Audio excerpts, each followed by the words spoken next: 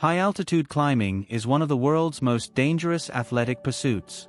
Certain mountains have earned a reputation for intimidating even elite mountaineers due to lethal weather, unstable terrain, and historically low success rates. Many sit in regions known for sudden storms, avalanches, and extreme altitude that limits rescue operations.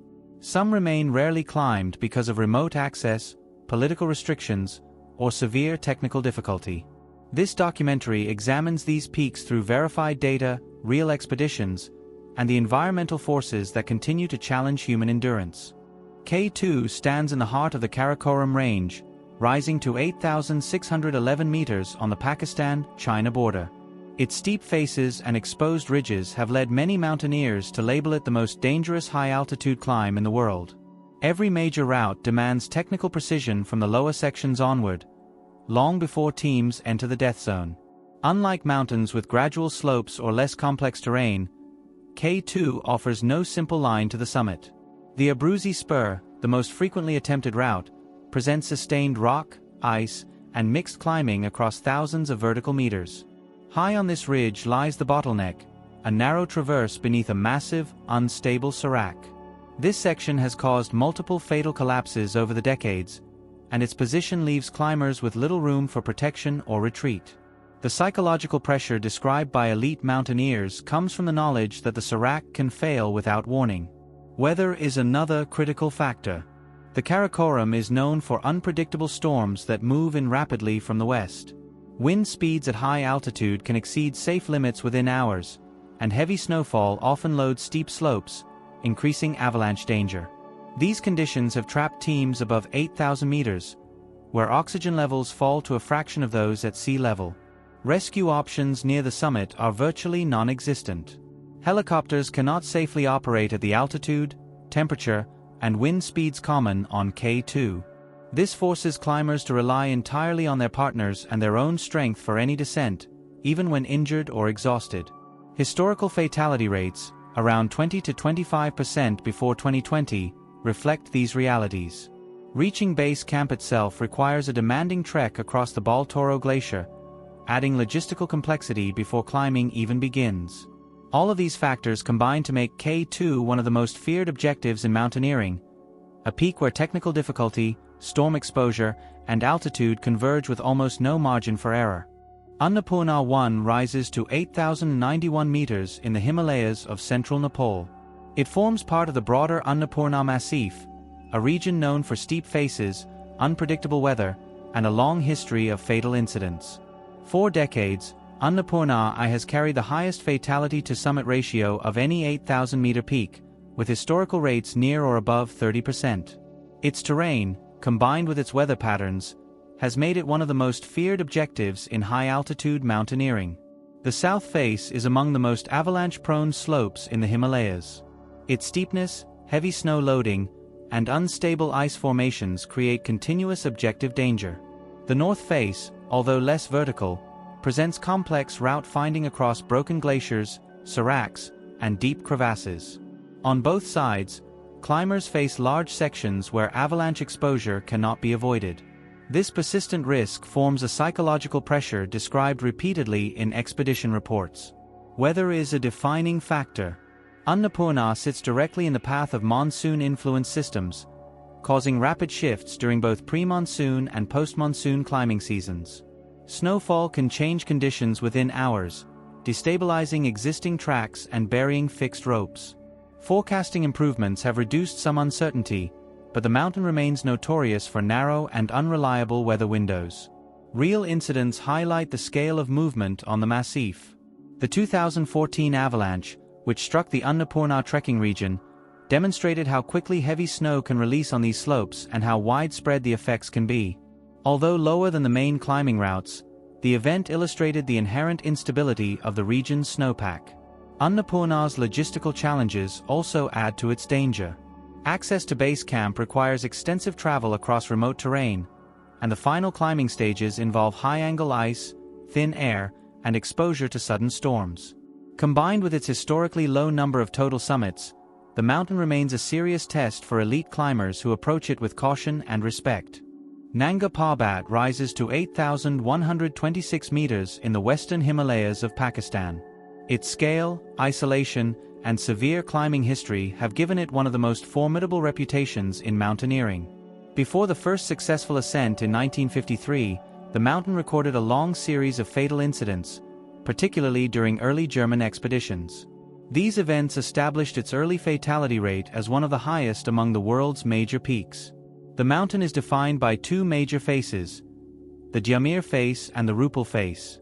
The Rupal face is often regarded as one of the tallest and most intimidating mountain walls on Earth, with a vertical rise of more than 4,500 meters. Its combination of steep ice, exposed rock, and complex mixed climbing creates challenges across every section. The Gyamir side, though less vertical, presents broken glaciers, seracs, and unstable snowfields that demand precise route decisions. Nanga Parbat's isolated position increases its danger. The peak stands alone, far from the clustered Himalayan giants to the east. This location allows storms to form quickly and strike the upper slopes with little warning. Sudden whiteouts, extreme winds, and rapid temperature drops are repeatedly documented in expedition records. These conditions reduce visibility, weaken snow anchors, and increase avalanche risk. Winter attempts highlight the severity of the mountain's environment. Temperatures fall to extreme lows, and winds can reach hurricane force. Real winter expeditions have shown how difficult survival becomes when equipment freezes, tents collapse, and movement slows in deep snow. Rescue operations are limited, especially above high camps, where altitude and weather make external support nearly impossible. The documented hazards, altitude sickness, avalanches, collapsing seracs, and technical climbing on steep terrain, explain why Nanga Parbat continues to challenge experienced climbers. Its faces combine physical difficulty with psychological weight, amplified by a history marked by loss and hard-earned success. Kangchenjunga rises to 8,586 meters on the border of Nepal and India. Despite being the world's third highest peak, it remains one of the least climbed 8,000-meter mountains. Its isolation, long approach routes, and severe weather systems have kept climbing numbers low compared to other Himalayan giants. Historically, its success rate has remained limited, reflecting the mountain's difficulty and the risks faced by teams attempting its upper slopes. Reaching base camp requires a lengthy trek through remote valleys, far from major population centers. This isolation increases logistical challenges and reduces rescue options. Once on the mountain, climbers encounter steep upper sections, crevasses, and avalanche-prone zones documented in expedition reports. The summit area is particularly hazardous, with a broad, exposed plateau and unstable snow formations that demand precise movement during the final ascent. Kangchenjunga's weather is heavily influenced by moisture systems from the Bay of Bengal. These systems can create sudden storms, whiteouts, and heavy snowfall that transform conditions within hours. Historical data shows that earlier expeditions faced significant danger before modern forecasting tools improved prediction accuracy. Even today, shifting winds and snowfall patterns make the mountain's upper slopes highly unpredictable. A unique cultural aspect adds another dimension to the climb. Out of respect for Sikkimese tradition, many climbers stop a few meters short of the true summit. This practice introduces an unusual psychological and ethical element to high-altitude mountaineering, where reaching the exact summit is often a primary goal. On Kangchenjunga, restraint is considered a sign of respect rather than failure. Long rescue distances, unstable terrain, and volatile weather conditions all contribute to the mountain's reputation. These factors explain why Kangchenjunga continues to intimidate elite climbers, despite its height ranking among the top 3 peaks on Earth. Baintha Brakk, commonly known as the Oga, rises to 7,285 meters in the Karakoram of northern Pakistan. Although far below the height of the 8,000-meter peaks, it is widely regarded as one of the most technically difficult mountains ever climbed. Its steep granite towers, broken ridges, and complex mixed terrain have resulted in an extremely small number of successful ascents. The mountain's reputation is built on real history, not myth, and on the documented challenges faced by teams attempting its upper sections. The remote valley surrounding Baintha Brakk increases the mountain's difficulty. Reaching the base requires long glacier travel and a high level of self-sufficiency. Once on the climb, teams face sustained technical pitches on rock, ice, and unstable snow. The summit block is particularly notorious. Its steepness and exposure demand advanced climbing skill even in good weather, and storms can move in quickly across the Karakoram, adding further risk. The mountain's first ascent in 1977 remains one of the most cited examples of its severity. Doug Scott and Chris Bonington reached the summit but suffered serious injuries during the descent. Their documented struggle to return to safety, while navigating complex terrain far below the summit, demonstrated how dangerous the mountain remains at every elevation. The incident became a defining reference for the risks associated with the ogre. Because of these challenges, Baintha Brakk has only a handful of total summits despite decades of modern climbing. Elite alpinists approach it with caution, aware that its technical demands, remote setting, and unpredictable conditions leave little margin for error. Its difficulty is measured not by altitude alone, but by the real physical and logistical barriers that have made it one of the most respected and feared mountains in the Karakoram. Mount Everest stands at 8,848.86 meters on the border of Nepal and China. While the south side is known for commercial expeditions, the north face and winter routes remain among the most dangerous challenges in high-altitude climbing. These routes expose climbers to steep mixed terrain, severe winds, and temperatures that fall well below -40 degrees Celsius. The combination of altitude and weather makes the mountain's northern aspect fundamentally different from the crowded south side. The north face rises in long, exposed sections where wind speeds can increase rapidly. Jet stream influence is a defining factor. In winter, the jet stream often sits directly over the summit, producing sustained winds strong enough to halt even the most experienced climbers. These winds strip away snow, harden surfaces into ice, and reduce the margin for safe climbing across features such as the Norton Couloir and the upper summit pyramid. Winter attempts amplify every hazard. The cold reduces the effectiveness of equipment, slows movement, and increases the risk of frostbite. Oxygen levels at the summit altitude remain the same year-round, but the extreme temperatures make physical exertion far more taxing. Documented incidents show that exposure, altitude sickness, and sudden storms have caused fatalities even among elite mountaineers. Rescue operations above 8,500 meters are almost impossible. Helicopters cannot operate reliably at that altitude due to thin air and unstable wind conditions. Climbers must rely on their own strength and their partners for any descent from the highest sections. The contrast between Everest's commercial routes and the technical, rarely attempted north face creates a psychological barrier as well as a physical one. In these conditions, the mountain reveals its most dangerous side through measurable, real-world risks that define its winter and northern ascents. Gasherbrum IV rises to 7,925 meters in the central Karakoram, a region known for harsh weather, steep terrain, and some of the most technically demanding mountains in the world. Among them, Gasherbrum IV stands out, largely because of its west face, an immense, near-vertical wall of ice and rock widely known as the Shining Wall. Its scale and difficulty have made it one of the most intimidating natural structures in modern alpinism. The mountain's west face earned global recognition after the 1985 ascent by Wojciech Kurtyka and Robert Schauer. Their climb demonstrated the face's extreme seriousness.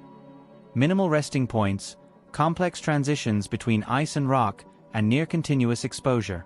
The ascent remains one of the most respected achievements in high-altitude climbing, illustrating the technical demands that define Gasherbrum IV. Weather adds another layer of difficulty. The Gasherbrum Massif is frequently hit by strong winds and heavy snowfall. Storms move in quickly, altering conditions on steep faces and increasing the danger of avalanches and falling rock.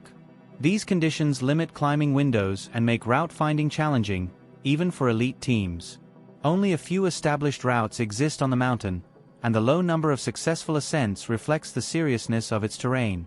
Climbers report sustained technical difficulty across long sections, with few areas suitable for safe bivouacs.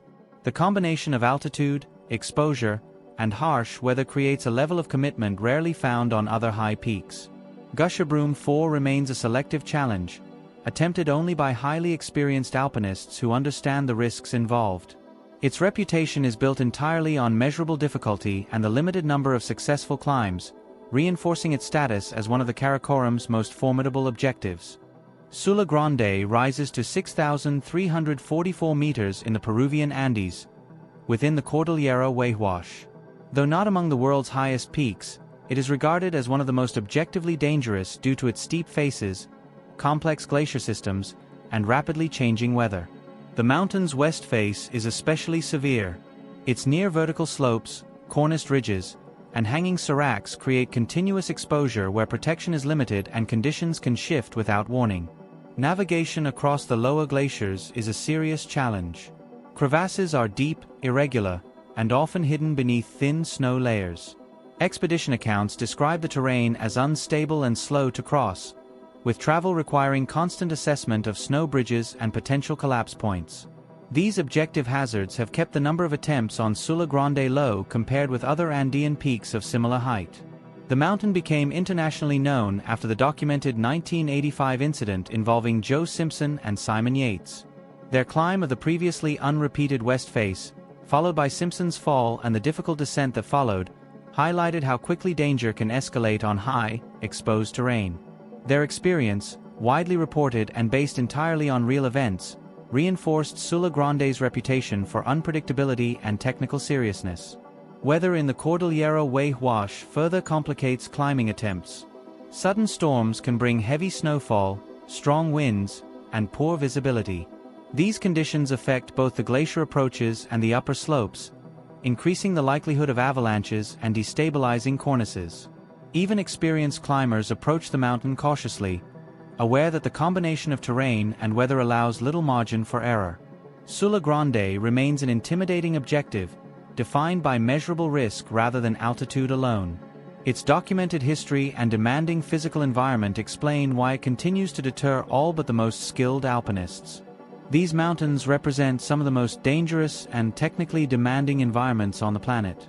Their reputations are grounded in measurable facts: high fatality rates, unstable terrain, violent storms, and the documented challenges faced by past expeditions.